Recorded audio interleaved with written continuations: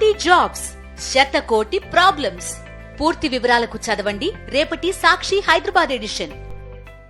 ఇంట్లోన్న పుప్పడి చెట్టు మీదకైనా, జామ చెట్టు మీదకైనా, మామిడి చెట్టు మీదకైనా, చింత చెట్టు మీదకైనా, ఆఖరికి ఇంటి మీదకైనా కోతులు వస్తే ఏం చేస్తాం?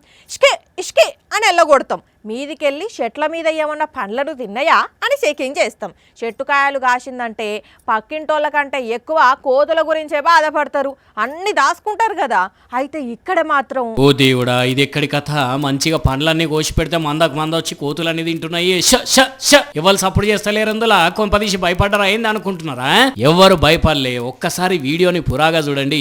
ఎస్, కోతులకు వీళ్ళే పండ్లు కొనుక్కొచ్చి మరి ముక్కలు ముక్కలు కట్ చేసి ప్లేట్లలో పెట్టిండ్రు. ఇట్లా మామూలుగా పండ్లు కనబడితేనే కోతులు ఊకోవు, అట్లాంటిది ఇంతగానం పండ్లు రెడీగా పెట్టి రండి తిందు రండి ఊకుంటాయిగా. అందుకే ఉరికొచ్చి ఇట్లా లొట్టలు వేసుకున్నాయి. థాయిలాండ్ లో ముచ్చటిది. ప్రతి సంవత్సరం నవంబర్ చివరి అయితారం నాడు ఇట్లా కోతులకు ఒక రోజు కేటాయించి పండ్లు కూరగాయలు పెడతారట. అక్కడ చాలా రోజుల నుండి వస్తున్న ఆచారం అట ఇది. అట్లనే ఈసారి కూడా పెట్టేసరికి కోతులు కుమ్ముడుగు మినాయి అన్నట్టు. కానీ నిజంగా ఈ ఆచారాన్ని అయితే మెచ్చుకోవాలి వల్ల, ఎందుకంటే మామూలుగా మనుషులకైతే ఎవరైనా దానాలు చేస్తూనే ఉంటారు, అదోటి ఇదోటి ఇస్తూనే ఉంటారు. కానీ మూగ జీవాలను పట్టించుకునే వాళ్ళు ఎంతమంది ఉంటారు? జంతు ప్రేమికులు తప్పితే.